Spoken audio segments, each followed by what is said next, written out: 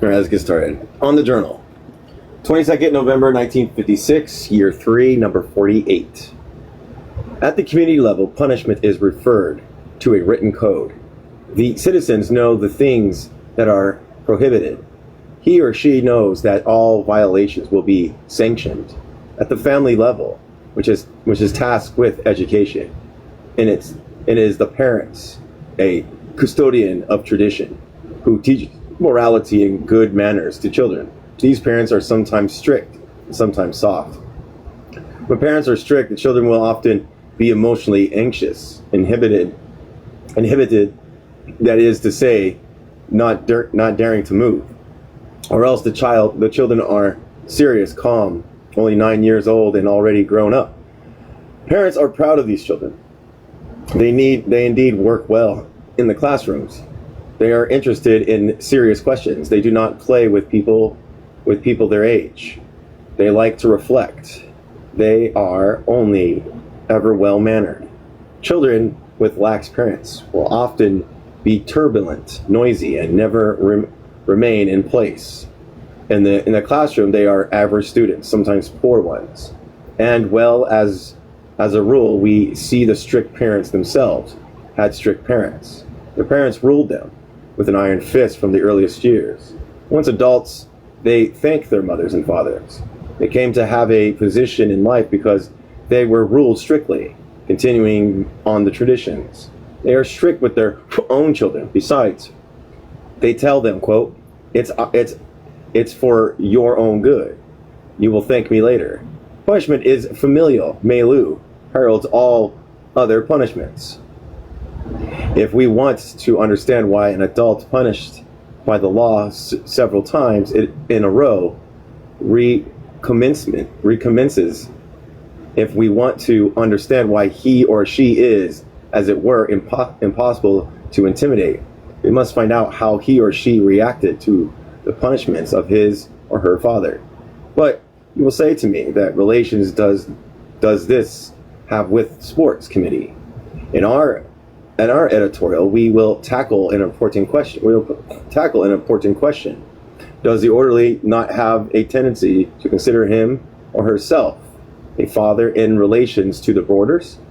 Or, if you will, does the boarders not often have the tendency to consider the orderlies as his or her father? 29th November 1956, year 3, number 49. Here are the main passages of the letter addressed to Dr. Fanon to Mr. Adder, President of the Boarders Sports Committee, on the occasion of the inaugural discussion about the draft constitution. As I mentioned at the start, the Sports Committee is not a society. The mother society is the Algerian Society of Mental Health. This committee's activities may only be understood under the auspices of the Mental Health Society, which is tasked with organizing events of all sports, apt to facilitate the readjustment of the borders. It is absolutely absurd to want to constitute outside of the Mental Health Society another society, a sports society, which has no relations of reciprocity with that society. This doing the risk run in that autonomous society are created with no point of convergence. Societies that would operate in a close milieu and would interfere with the instilling of a collective atmosphere. Whence the necessity of this committee qua emanation of the Algerian Mental Health Society adhering to the letter's statutes. The committee has a certain administrative and financial autonomy, but must report to the society as these matters at least once a year. The committee's integration.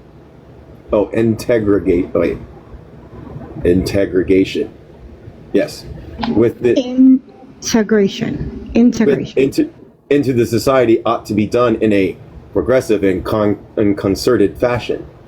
The sports committee must not be isolated from the other activities.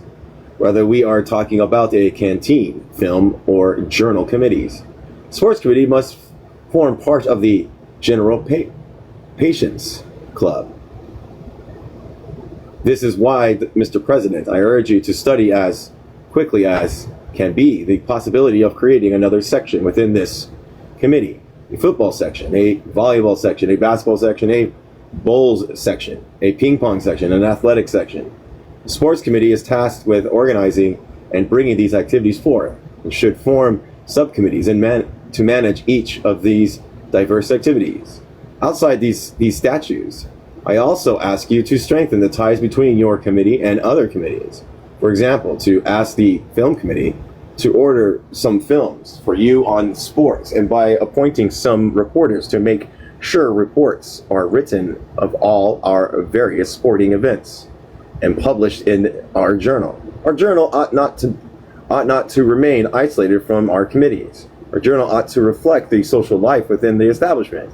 And as you know, sporting life is fundamental on more than one score. 6 December 1956, year 3, number 50.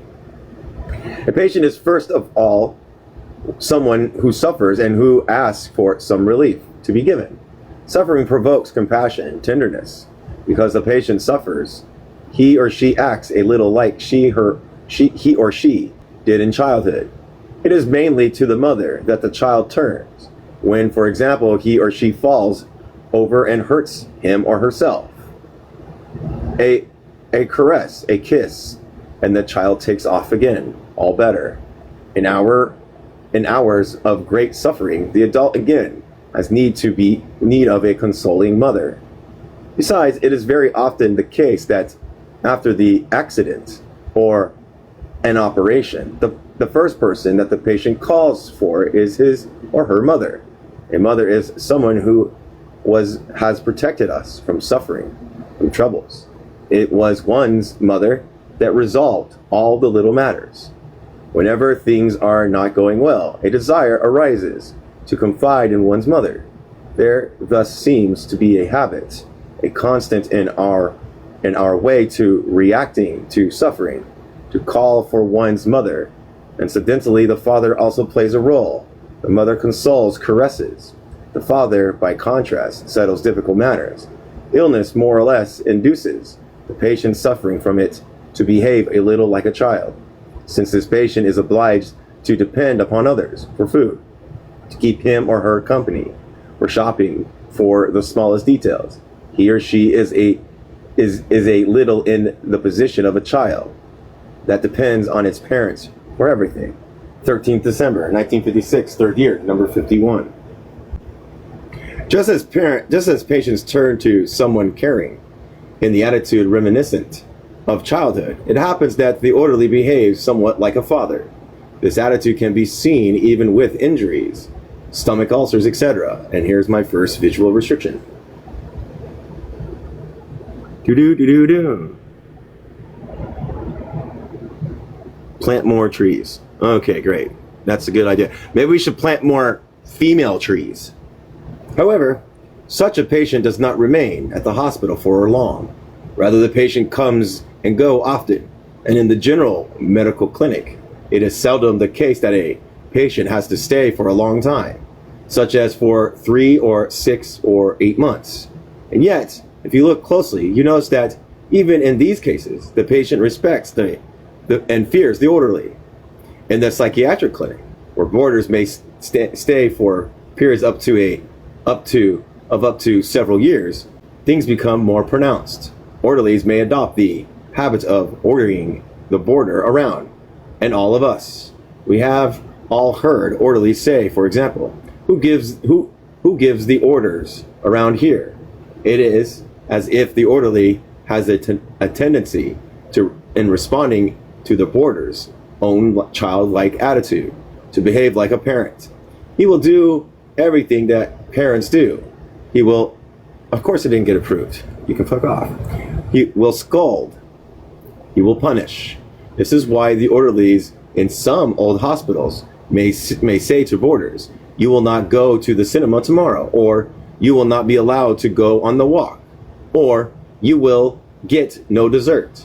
In other old hospitals, two orderlies may be heard saying, if you continue, you'll be sent to live in the, while they use the L word, and They use another word, the S word, patients. Otherwise said, if care is not taken, the hospital establishment, which is above all the curative establishment, a therapeutic establishment is gradually transformed into a barracks in which children boarders tremble before the parent orderlies. Of course, this state of mind has completely disappeared from psychiatric hospitals, but it is necessary to be vigilant, since on occasion memories from those old times come back. When parents bring their patients for a consultation with a psychiatric doctor and tell one of us that they were obliged to met out punishment to get the patient in question to remain calm, we are not surprised, because parents always believe that patients may be cured through punishment.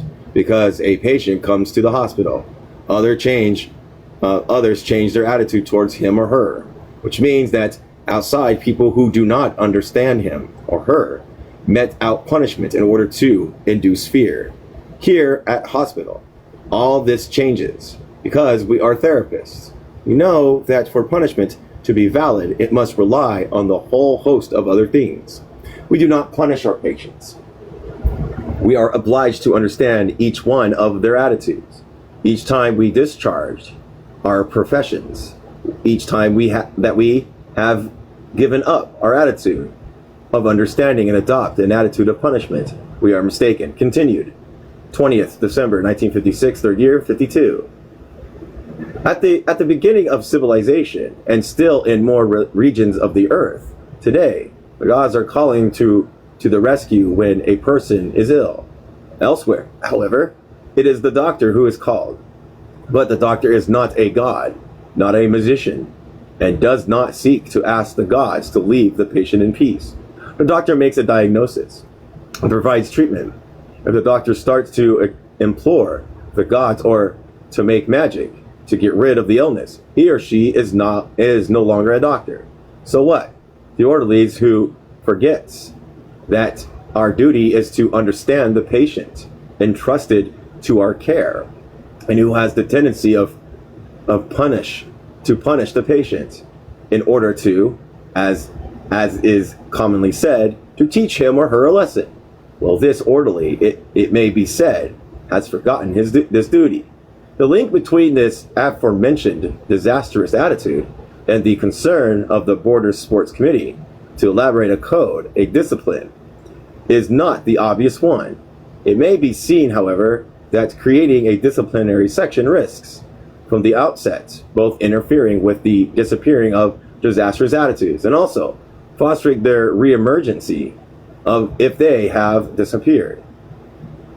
It already appears that the psychiatric hospital does not have the same sanctions as a referee on a football field, an FB stadium, or the St. Eugene Stadium.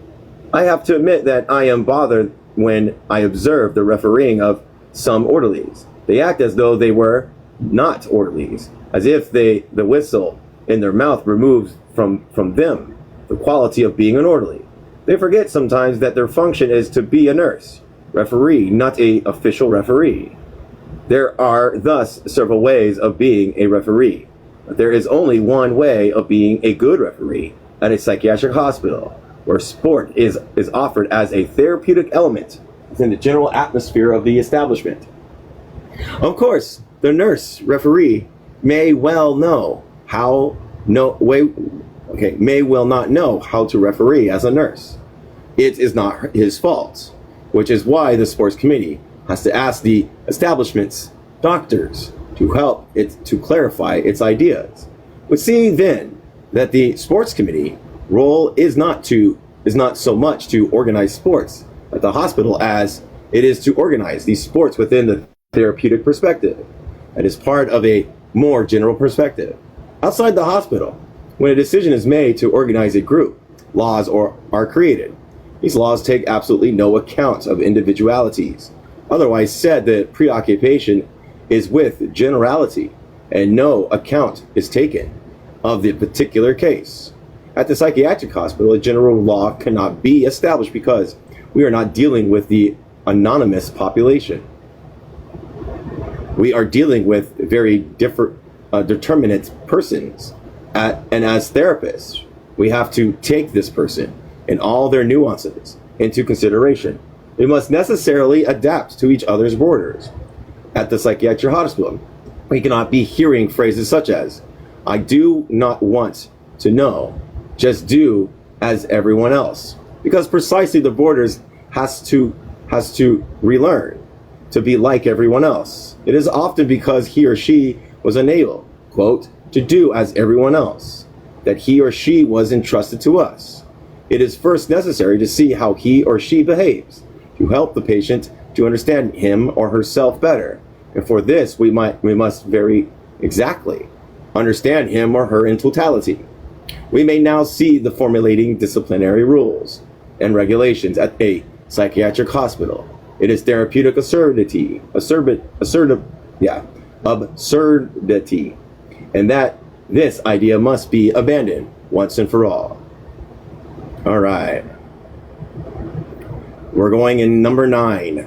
Letter to Maurice Desponi.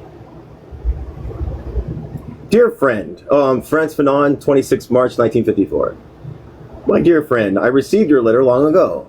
What a harsh necessity of the clinic have scarcely left me the leisure to write you in peace. I arrived at Blenda at the start of December. In this immense hospital with 2,500 beds, which should alone have 1,200, where the doctors are exhausted from work and the staff, after a strike that you have heard about, became mistrustful of the administration, and by extension, the medical body. This makes every attempt at organizing collective psychotherapy extremely difficult. I would even say impossible. I have 168 European women in a ward of chronic and... What's a different word from that?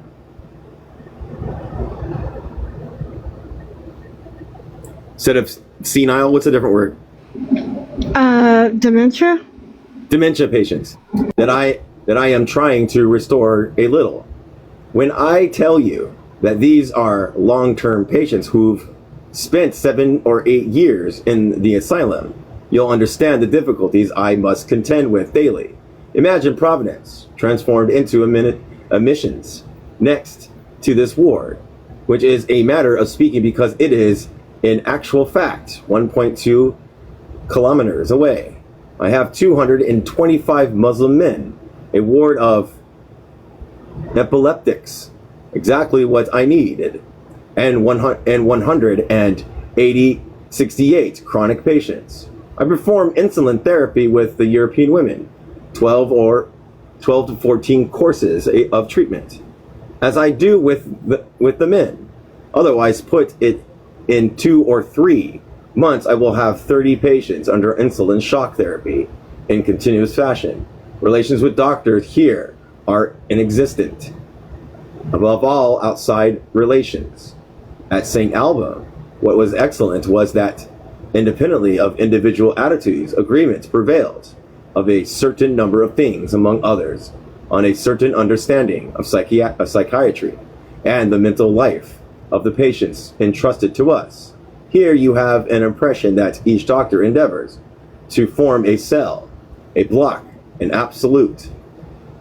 Contacts are external, I tell you, which means that even when we come together to discuss things in general, problem never arises. Here is an example. Since arriving, I have asked that we get together once every 15 days. Thus far, we have talked only about vegetable patches and relations with the judiciary administration. No overall project, no collaboration, no cooperation. And the worst is that at the start of a meeting, everyone is already tired, as if all dialogue was simply in vain. It would seem that this is something specifically North African, and that I, too, will be knackered before too long. Too slong, I think it's long. I regret to be barely able to meet your desire to work with you these days, for you know the problem of North Africa mental pathology appears more and more as a kernel that I would not say, has been badly explored, but is still unexplored. You recall Euban's book, of which I spoke to you previously, and about which I wanted to publish and critique. The reason I had at the time were of a purely rational order, but it would obviously be objected that I had no concrete experience. After 4 months of being in North Africa, I can say that I was absolutely right, and that the experience of systematic denial just adds to the mass of syncretic terms by which some imagine it is possible to embrace and explain certain constellations of collective attitudes.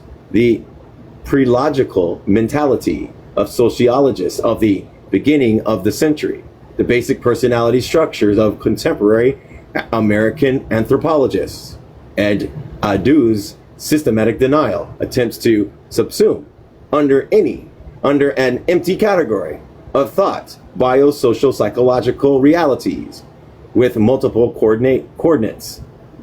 I think that one day or another I will have to return to this to see how what we may call the mental structures of the West Indian are involved.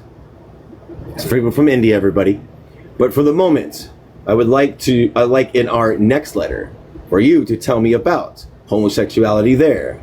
During my last voyage, I noticed its emergence and would like to know of it as assuming the classical psychoanalytical role or type, or if it remains linked to economic motivations. I have begun a war journal here, a copy of which I'm sending to you. It's poor, but it's a start. The other doctors do not budge and cast a dreamy eye on my relentlessness. You spoke to me of Les Espoirs and ought to send me a copy so I can pass it around this establishment. Have you kept the same style of trait d'union? I learnt with a dread mixed with irony about the incarceration of the president of your surveillance committee. I wanted to believe that you have not taken exception to this news, because it is a very common thing in the tropics. I've received the letter that I am sending on to you. As you see, it's from a man who wants to return to the hospital. I do not know. Mr. Josie is not practicing in Belinda. She is still continuing in Algiers. And is Nellie content with her work? Did she have a lot of success with the baccalaureate? Does she get on well with her colleagues? Give our best wishes to your children. I take my leave of you in hopes of hearing from you again soon. Amicably yours, Josie sends Nellie her greetings. P.S. I recommend a book that I am reading, Psychologie de la Superstition, from the same series of Les Bessie Culturales d'Anthropologie. It's all French, I tried.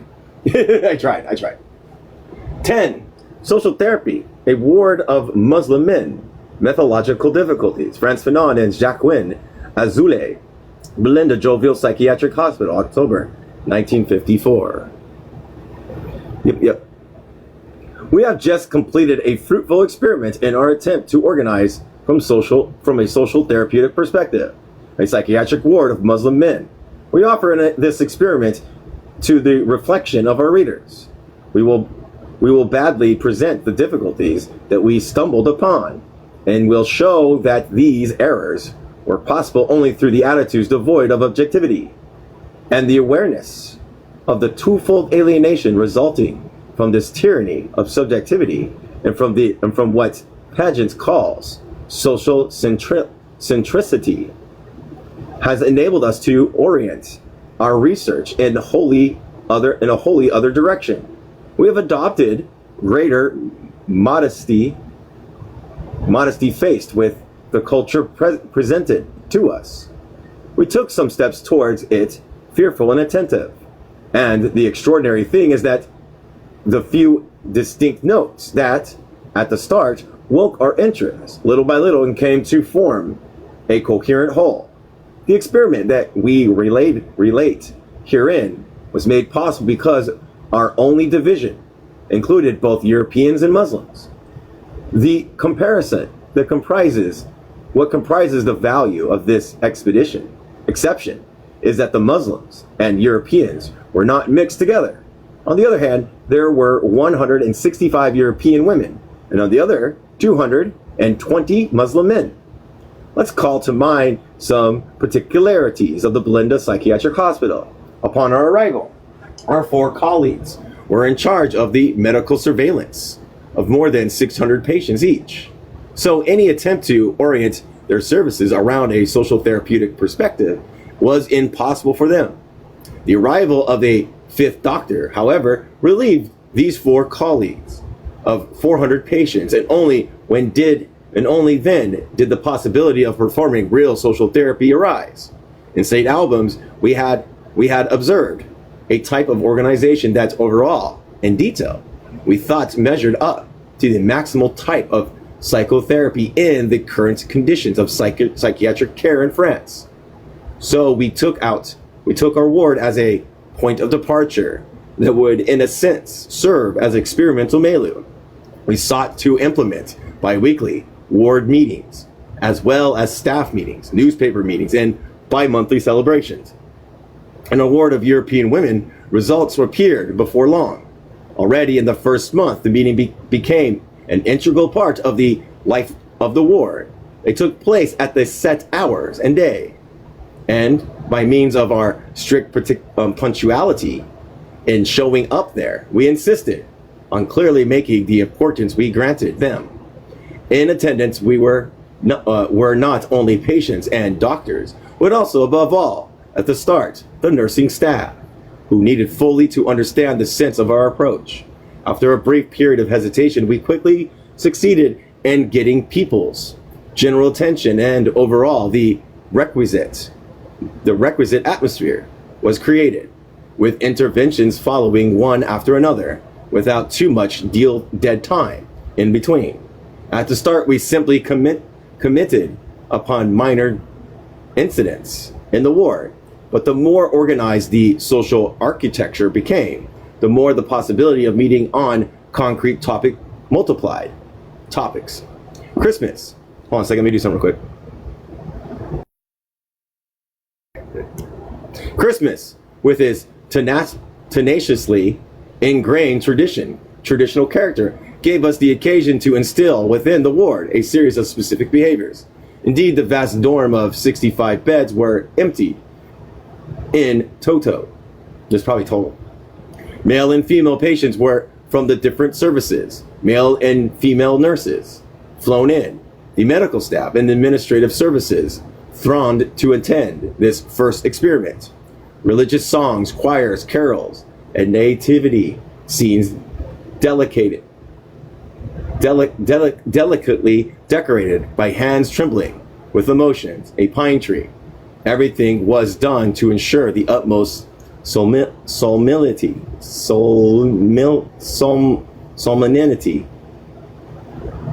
from this celebration.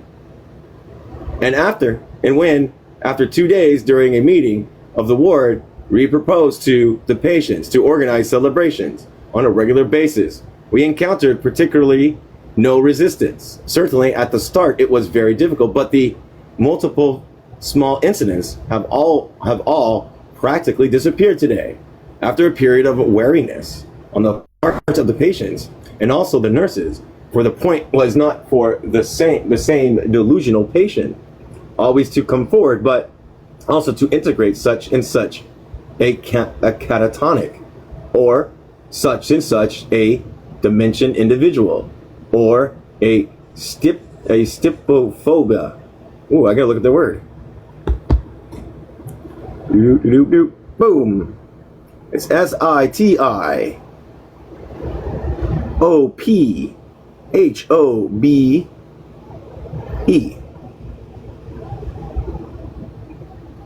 Ooh, they want me to do like, hold on a second.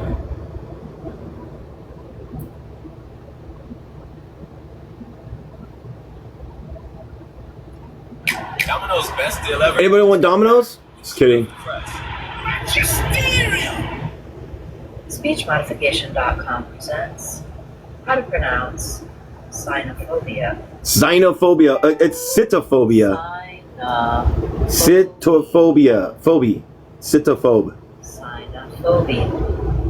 Oh, that's weird. It wants me to do xenophobia.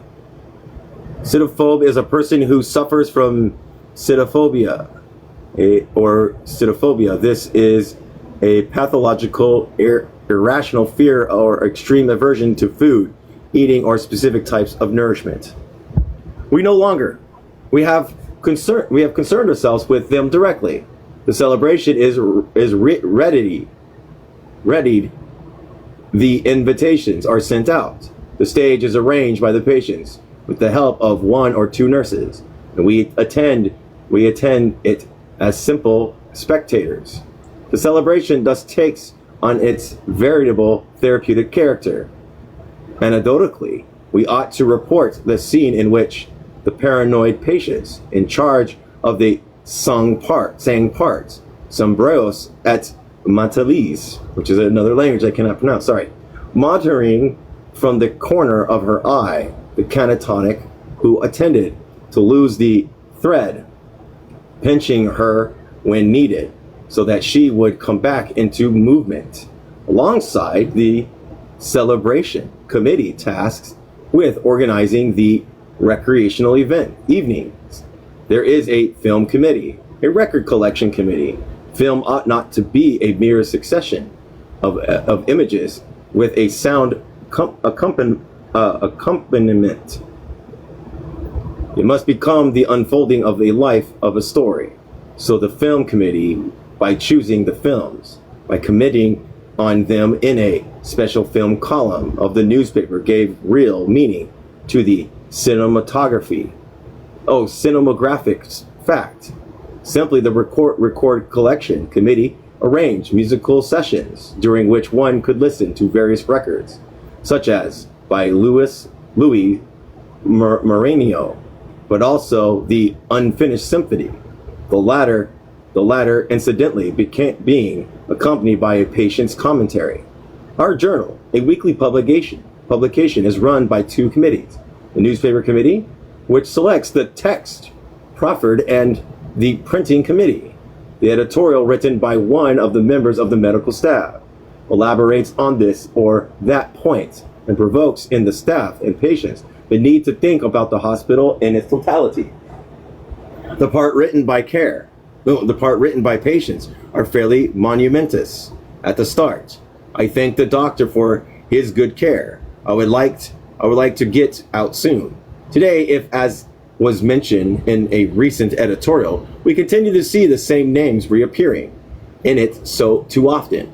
The journal nonetheless reflects the progress, accomplishments, innovation for new celebration, invitations, for new celebrations, for music evenings, accounts and announcements of outlining walks and films of the week, and more generally, all events with a collective value. Ergotherapy has an important place in the life of the clinic, and we seek to integrate it harmoniously and with the other activities outside the housework jobs. A knitting workshop led by a nurse, in which several patients are working together to make up a single article. Other patients are making and embroidering serviettes, tablecloths, and curtains.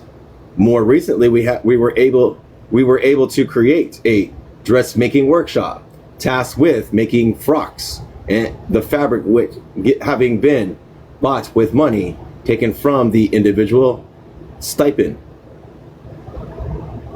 For patients settling at the hospital for 5 to 6 years, one senses the importance of such events. Fabrics with flowers or stripes, light or dark, depends on each person's taste, contrast with the monotony of the hospital gown. I think about the fitting ceremonies at which the women had to remain perfectly still, while in the expert hands of the dressmaker. The institution then becomes too strong not to modify the patient's attitude vis-a-vis the milieu. The patient can no longer live her wildness without dealing with all that which surrounds her. The various activities we have just quickly outlined thus constitute the framework of an increasingly enriched social life.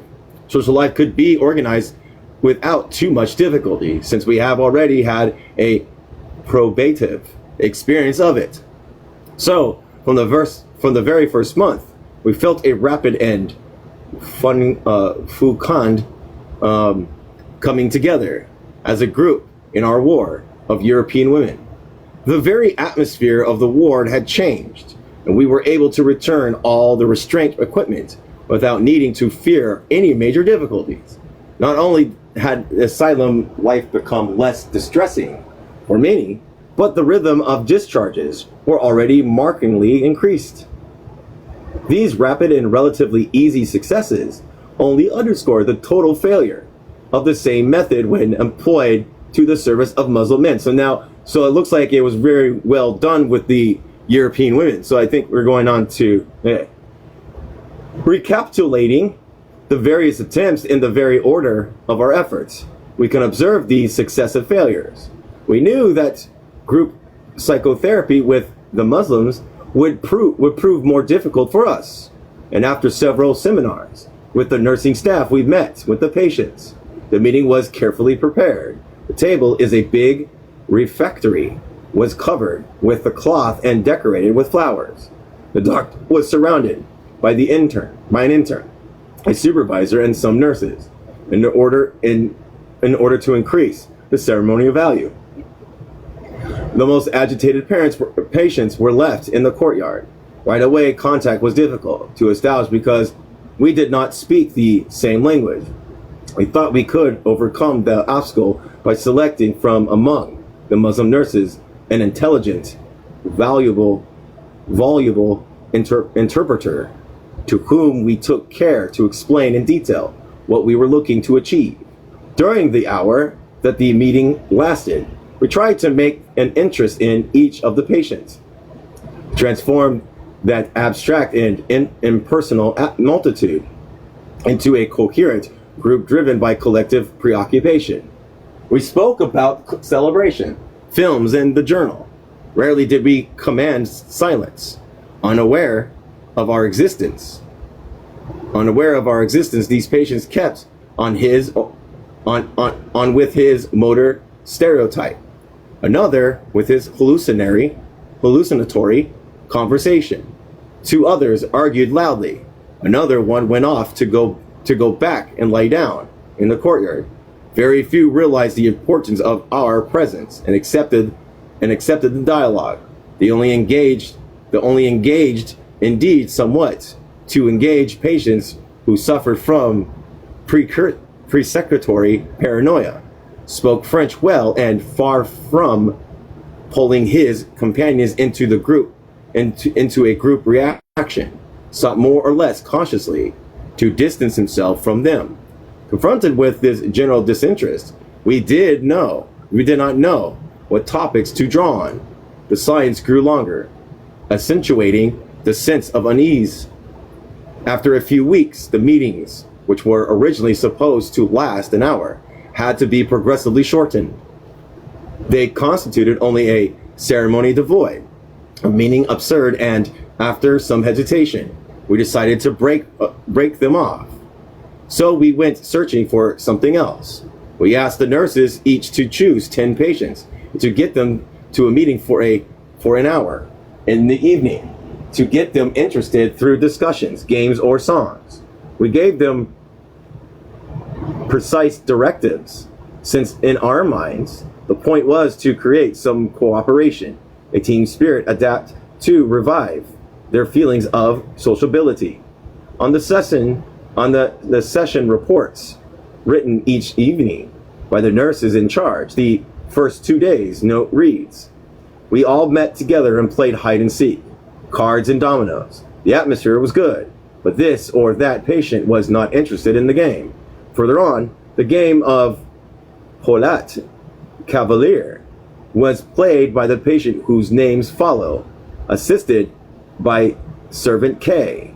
The game initially appeared complicated, but they learnt the rules and it went well.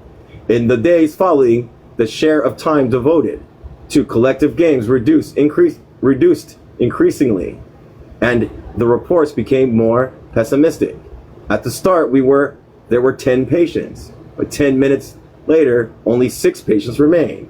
M, and B were eager players. Cards B and L went to bed on the pretext of that they were tired of work, or else patient O, M, S, and P, I refused to take part of our meetings, and the reason being they were too tired. A patient ought to play a round of dominoes. They were very content to play a round quietly and without discussion. The evening narrowed down to a session of listening and Asian music on the radio. They used the O word. The patients remained indifferent, while the nurses interpreted these meetings as a chore. After some time had passed, and despite our repeated encouragement, they frankly expressed their lack of enthusiasm. There are no ways to get the patient's interest. As soon as they eaten, they want to go to bed, and we have to lock the dormitories to prevent them from doing so. Concurrently with these evening conversations, we sought to arrange a ward party. We gave ourselves some time because we knew it would present difficulties. The party was to comprise 2 parts, choir and theater. But we ran into problems in finding 2 nurses who really wanted to take on the organization. After 2 weeks, the rehearsals, only one old PG mumbled while shaking his head, where the other remained silent. The nurses themselves did not make too much effort, and irritated by their lack of will, we said to them that they were not doing all that they could, since what was possible in the ward of Europeans should be possible in the Muslim ward. So they were not upset when we replaced them with others who equally failed. Still, others were no more successful, and let us say that the last orderly, when approached to do the same work, asked to change ward, leading us to think that it was perhaps not a matter of simple tiredness. They used laziness. Our attempts to get Muslim patients to arrange recreational and theatrical events for themselves having limitably failed.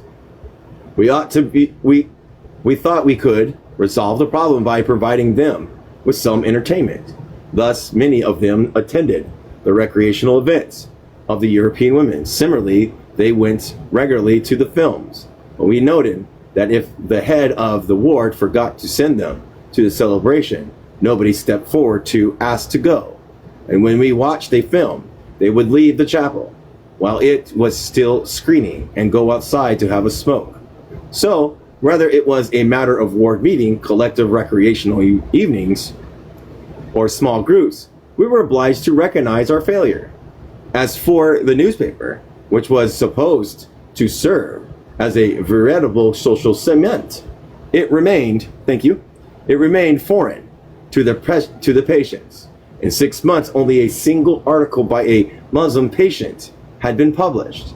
As it happened, it was where the same paranoiac who regretted that the male roles had been played by women, and in the wards only a few orderlies read the journal. If from the recreational and cultural point of view, we failed to develop a viable activity, neither did we succeed at the ergotherapy level. Certainly the hospital mosque there already had a workshop for making mats, blankets, and hats, which kept a certain number of patients in our ward occupied. Other patients worked inside the ward or in general services, but we could not consider these activities as having a properly therapeutic value.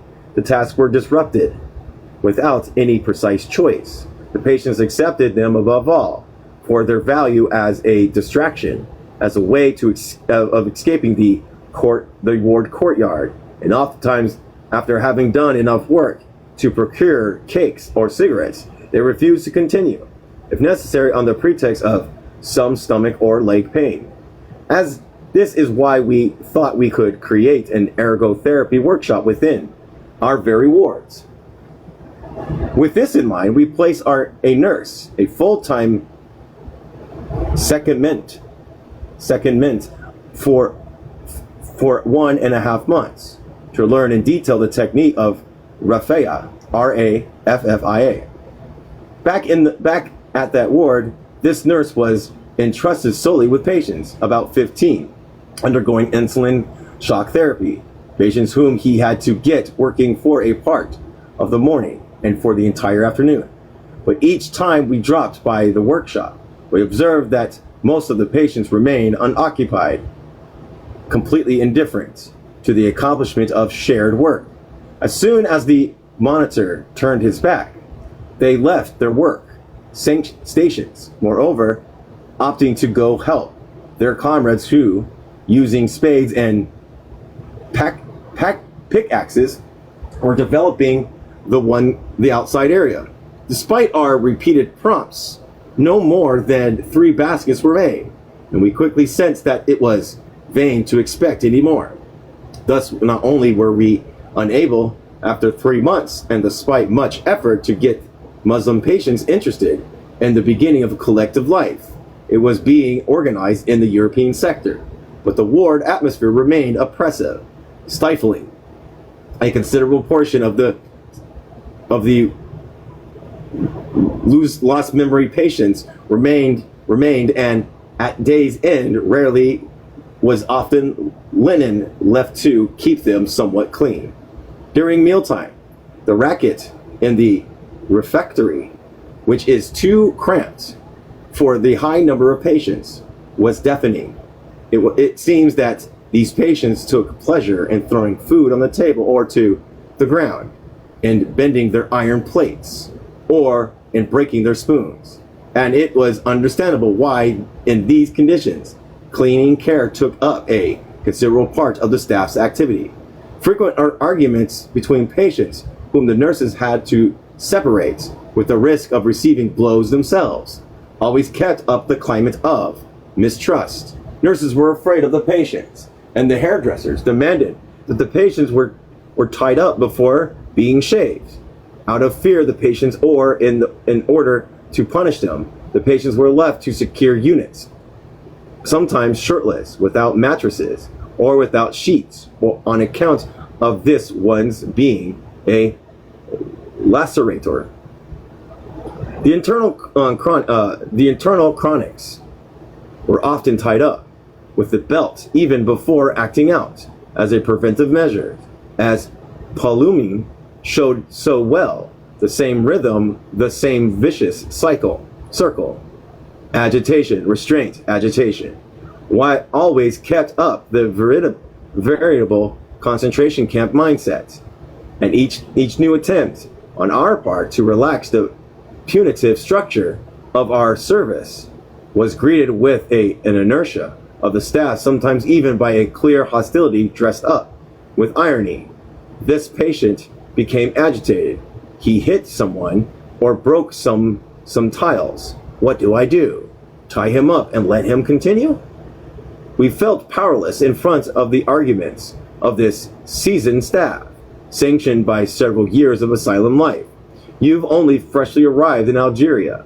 You do not know them. When you've been in the hospital for 15 years like us, then you will understand. So after a few months, the contrast was striking. On the European side, the journal was published weekly.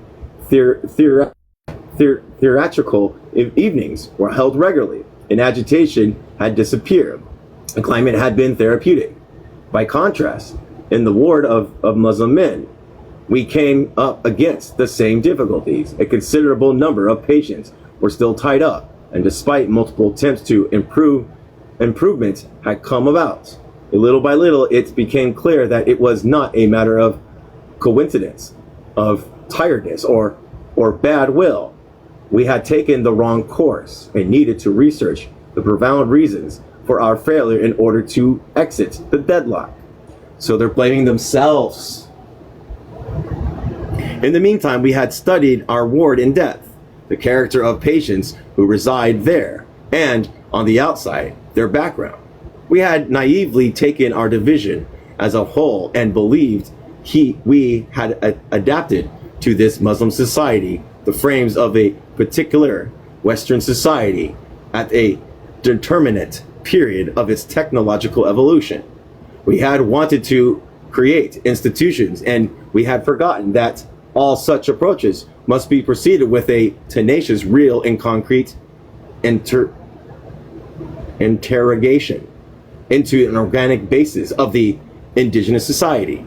By virtue of what impairment of judgment had we believed it possible to undertake a Western-inspired social therapy in a ward of mentally ill Muslim men? How was the structural analysis possible if the geographical, historical culture, and social frames were bracketed?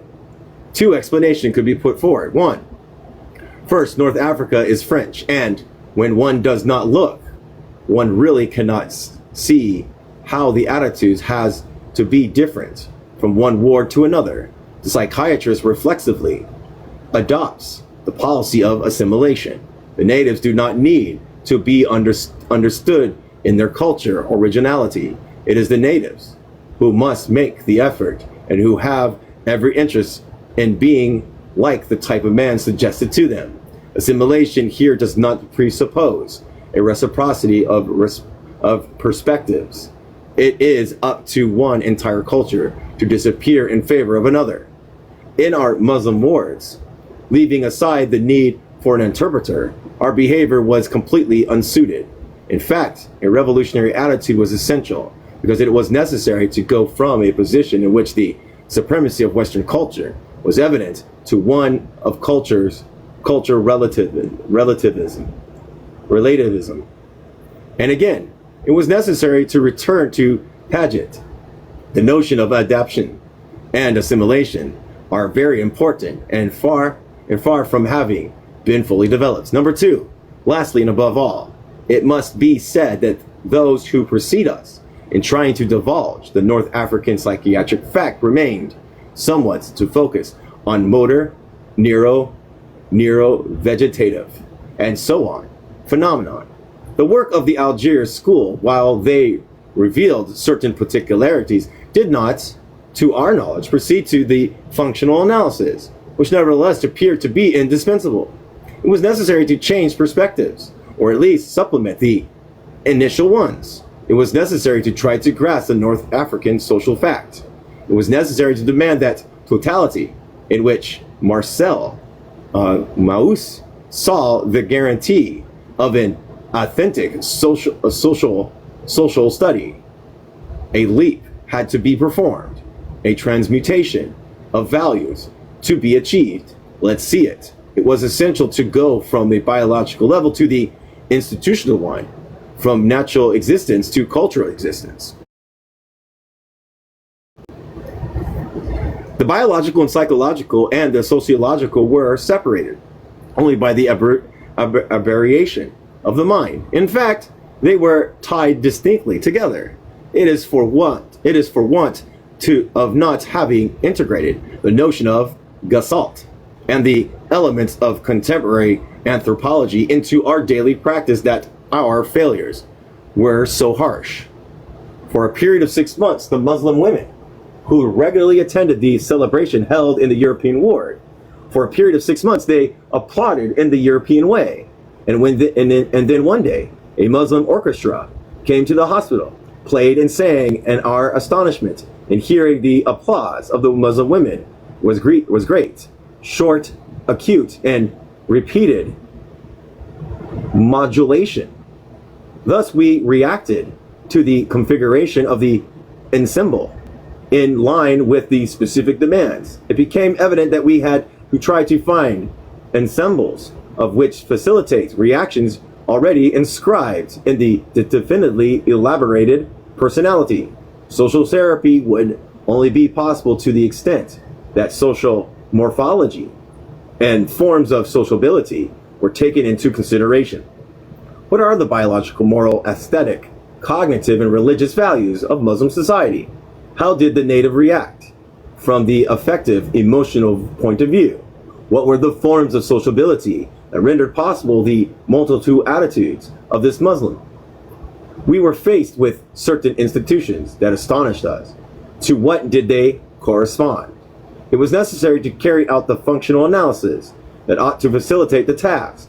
In a work in preparation, one of us intends to show the complexity of North African society, which is currently undergoing extremely deep structural modification. We limit ourselves to recalling a few characteristic elements of this society. Traditional Muslim societies is therapeutic in spirit. The Muslim religion is an effect apart from the philosophical belief, a rule of life that strictly regulates the individual and the group. In Muslim countries, religion impregnates social life and gives no consideration of secular,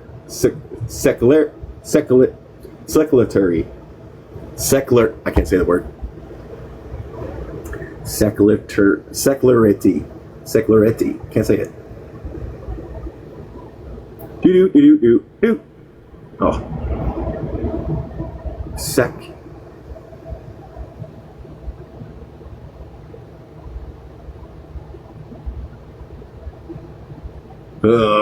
Pronunciation. Oh, fuck you. Let's see what commercial I get today. T-Mobile 5G. T-Mobile. Fast internet, now deliver the fastest. Powered by DoorDash. Getting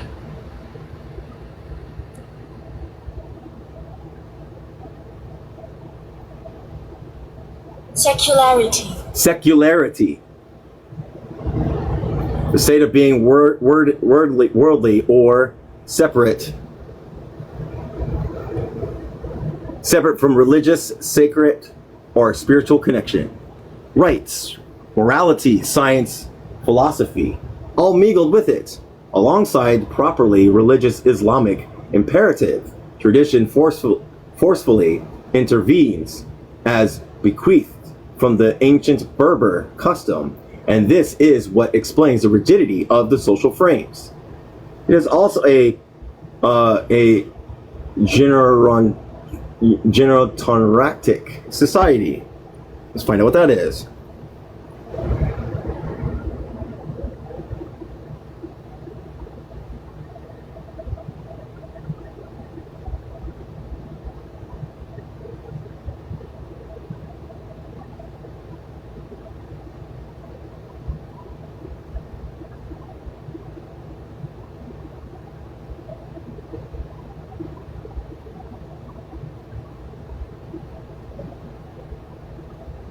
Of course, it won't let me say it. And of course, I gotta watch another video. Jesus Christ. Gerontocratic, which is a state of organization or society where power and decisions make are concentrated in the hands of its oldest members. The father is the one that steers the life of the family, and he or in his absence, the eldest brother or even the uncle must be consulted for all decisions of some importance. The family is incidentally very ramified, and sometimes the entire dower shares the same patronymic name. It intends to be identified with the clan, which is the true natural group of Muslim Algeria. Decisions are taken by the Dajima, a sort of municipal council, at the head of which there is a president, and whose importance the civil service has incidentally recently recognized.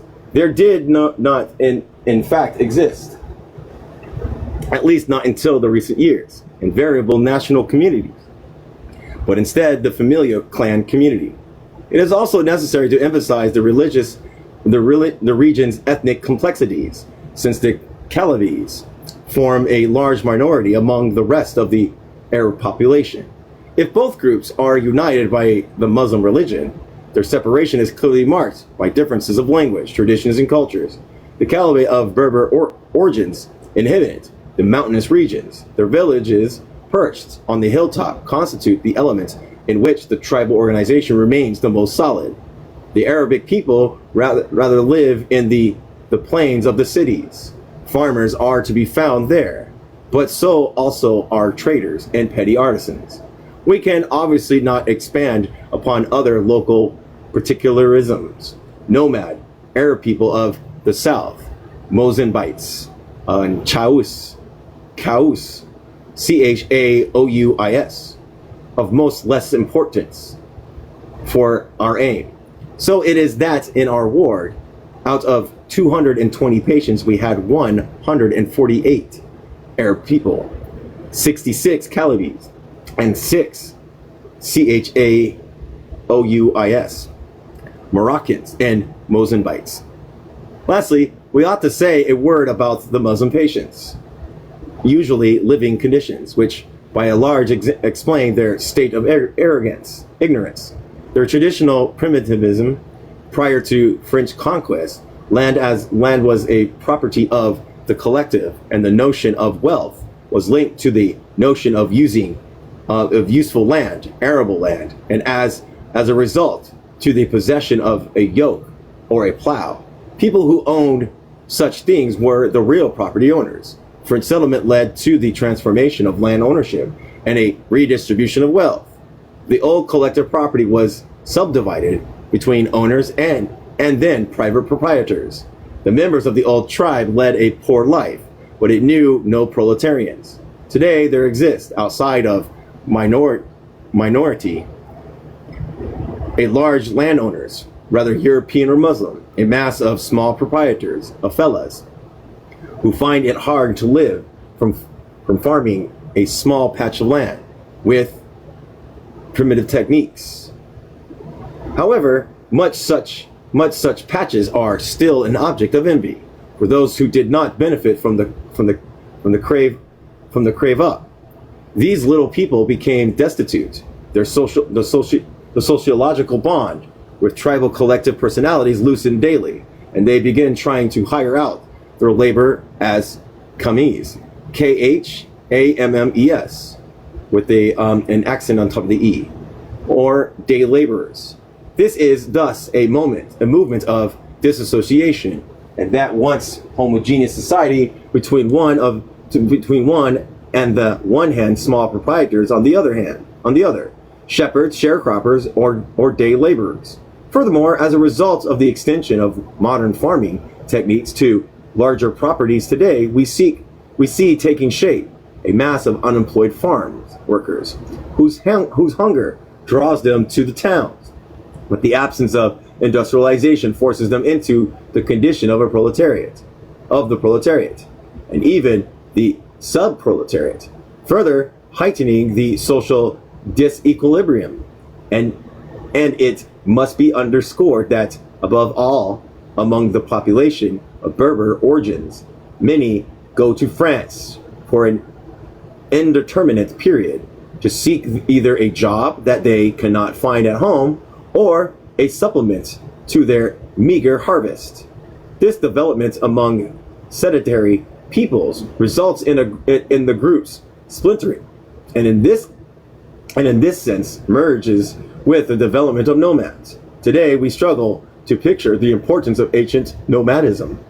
In North Africa, the tribes of the south went as far as the littoral edge, like the periodic tide rising up from the steps of the sand, surging up through the high plateaus. Being the French occupation naturally led to a constant regression of this nomadism, resolving it into two terms: sedentarization and renting of labor. But the seasonal worker remained outside the sedentary group that they come to support. Ancient nomadism strictly maintained traditional forms of authority and groups cohesion. The individual movement that can be seen now proceeds outside of any tribal rule, greatly contribute to the hastening of dangerous detribalization. The decline of nomadism is Okay, look at this word. Elucidable. I can't say it. Elucidable.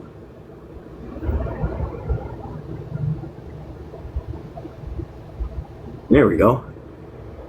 Ineluctable. Ineluctable. Haha.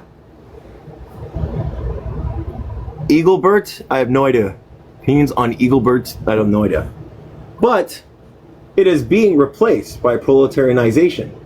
These factors, which foster the dissolution of the groups, rather sedentaries or nomads, explains the formation of sizable shanty towns at the entrance of large cities, thus constituting not only a challenge to aesthetics or even to simple urbanism, but also a serious danger from the health of moral point of view and a moral point of view.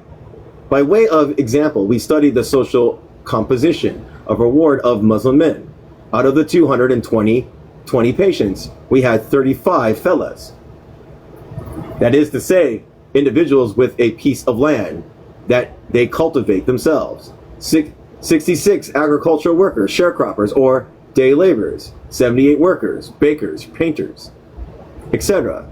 5 intellectuals, 26 without professions. But these figures call for interpretation.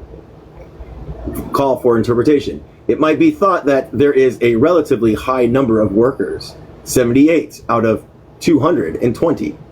In actual fact, we were most often dealing with precisely those elements that had been torn from and who had managed to find some manual labor in the cities and whatever kind.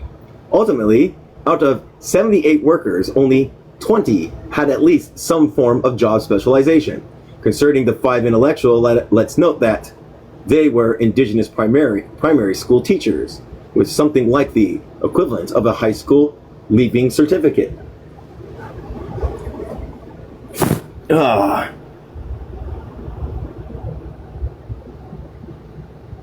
I don't know what you're talking about, guys. Equivalent of a school leaving certificate.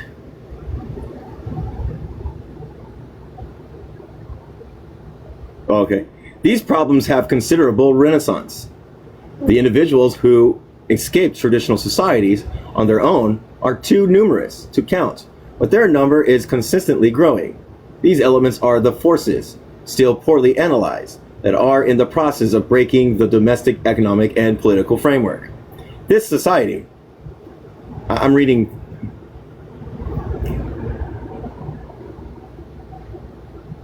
Okay, great. This society, which is said to be rigid, is fermenting from the base.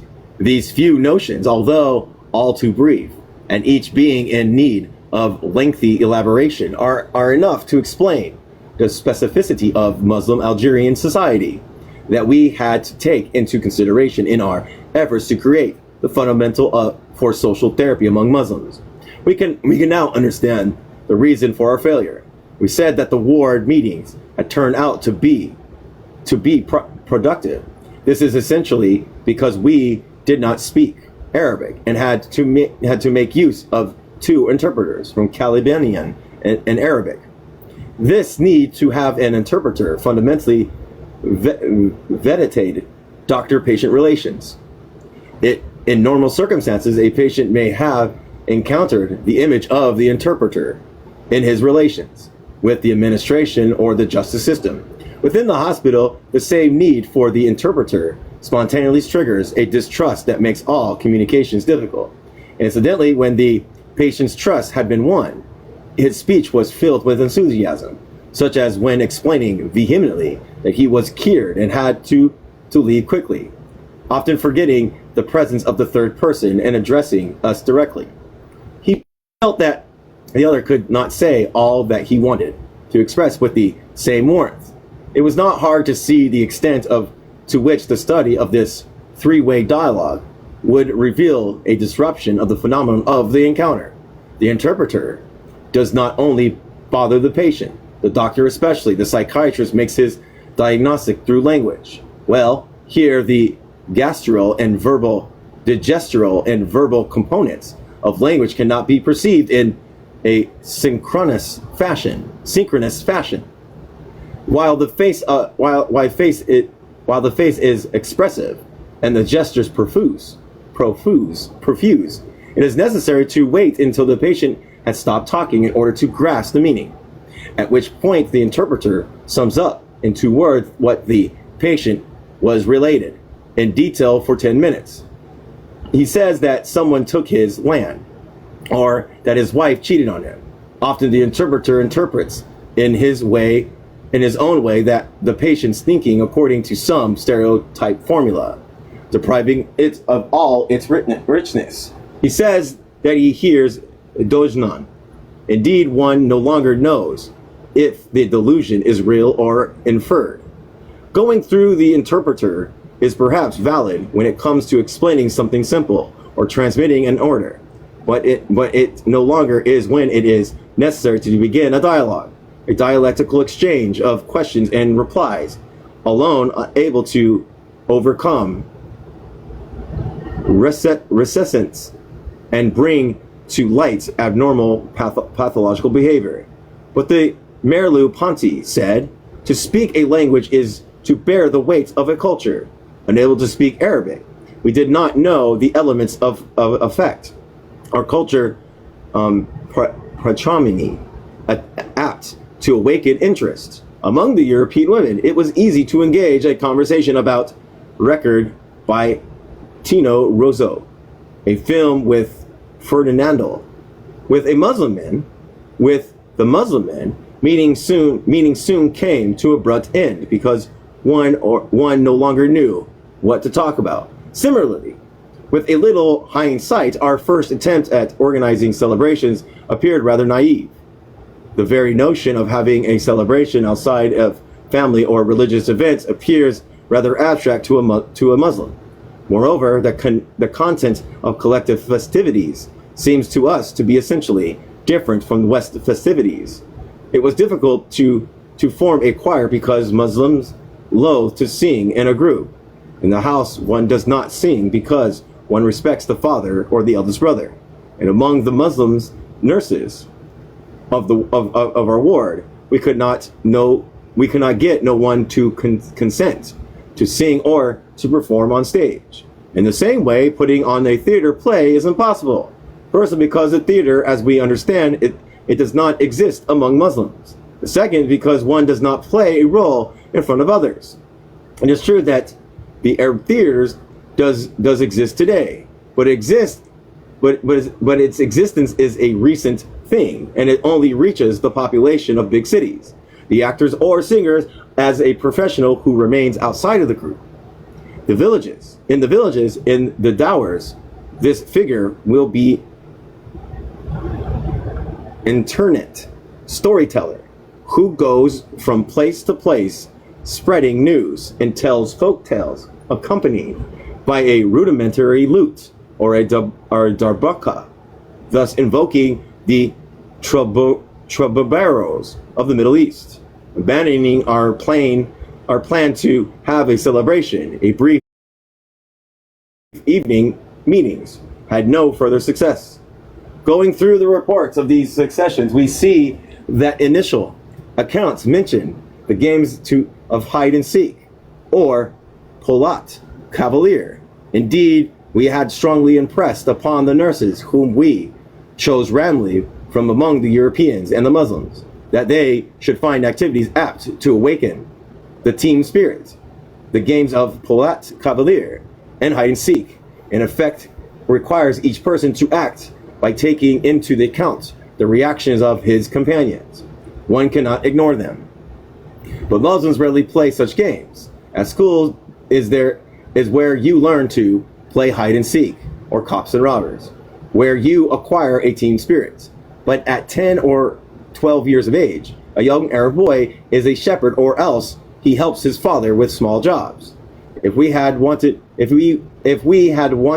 to have daily evening meetings, it would have been necessary to take inspiration from reality. After work, the Muslims gathered together with other men at the Moorish cafe. He remains seated around the table playing cards or dominoes, or else lies down on a mat to discuss daily events. or listen to music for hours while drinking a cup of coffee or a glass of tea. And this is indeed what experience has shown us. After some weeks, the nurses in charge of the evening sessions had lost all sense of initiative, and a few patients who still consented not to go to bed did nothing but listen to the radio.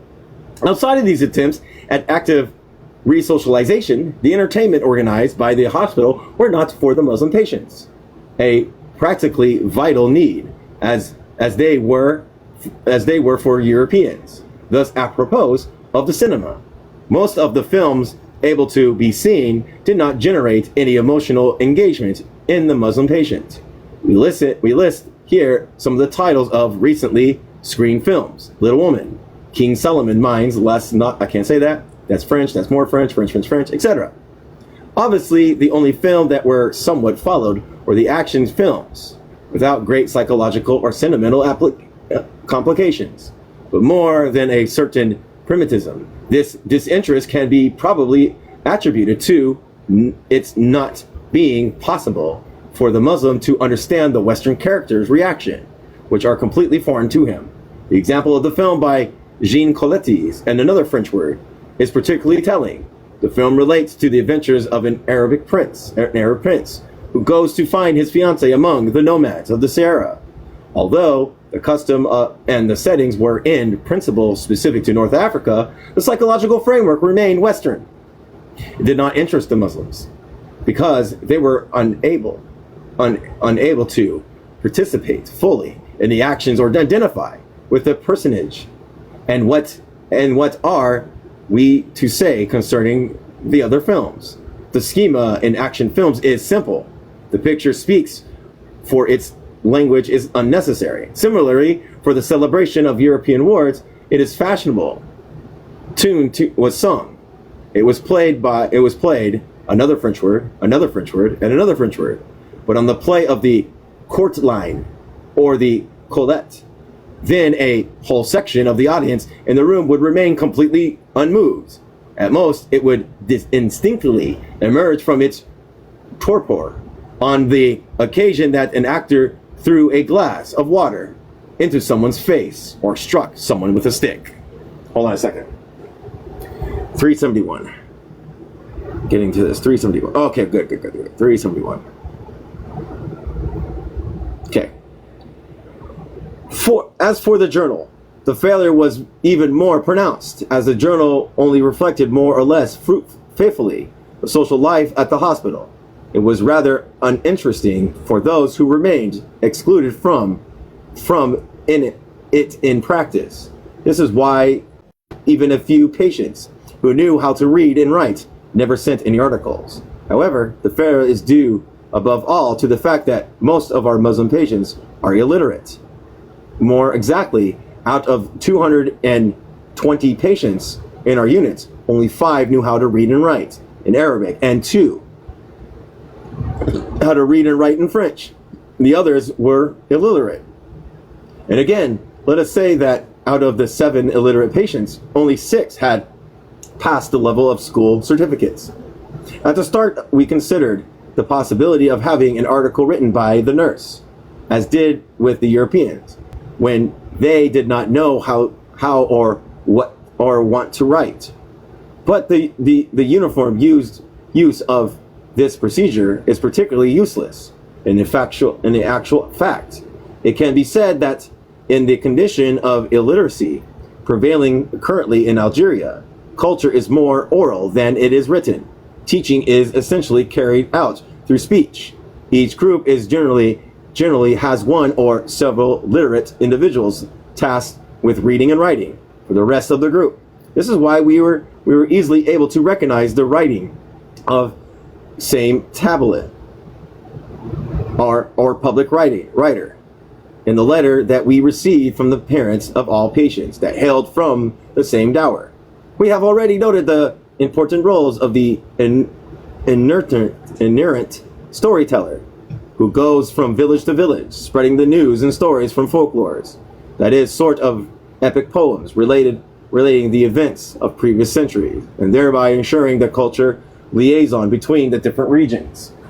To end this explanation of our first failures, we must speak about ergotherapy.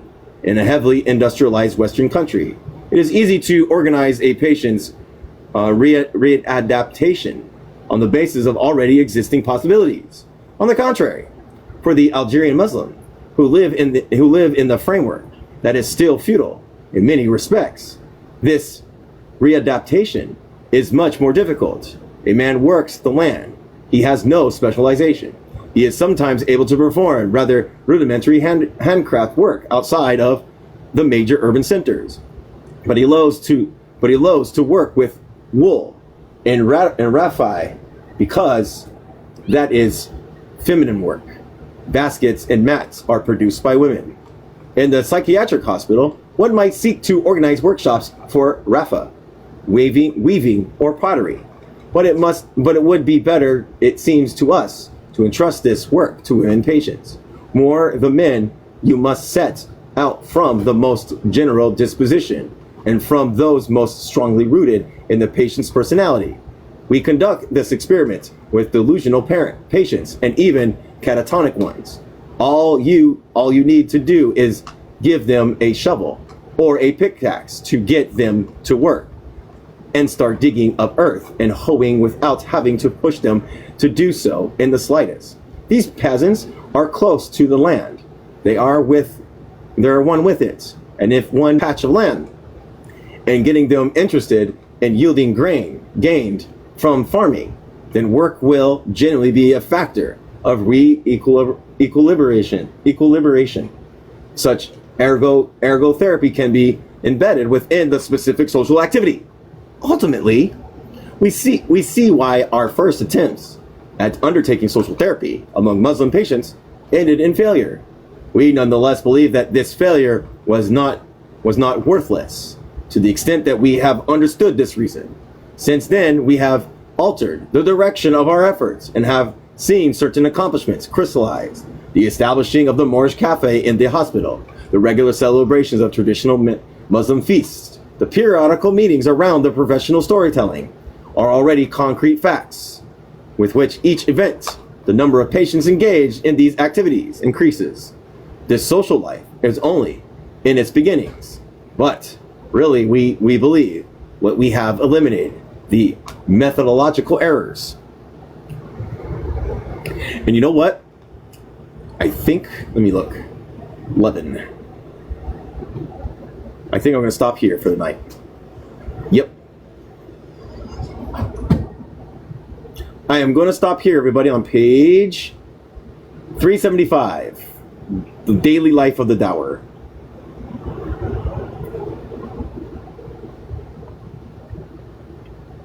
Damn, 344 to 375. Jesus Christ. So they mentioned that I don't know if it was in Dying Colonialism, or if it was in Black Skins White Mask, or if it was in Wretched of the Earth, but they mentioned that how like he made the mistake, like the European side was successful with his new adaptations, but the Muslim side, as they explained why in detail, this time they explained in detail why. So that was great. That was good to hear, because you'll see that in one of his works that you read, that one of his biggest criticisms was how to engage Muslim men and women into these integrations, social things. You know what I mean? So that was great. So tomorrow we'll go Daily Life of the Dowers, Frantz Fanon and Jacqueline Azoulay, 1954 or 1955. All right, everybody. I'm sorry, Yusuf and Ashia. Sorry about that. We didn't get you any coins. I don't have a lot of people that come through, but I got you 5 at least. It's something, I guess. But anyways, I'll talk to you all later. Thank you. I appreciate you for listening. That is some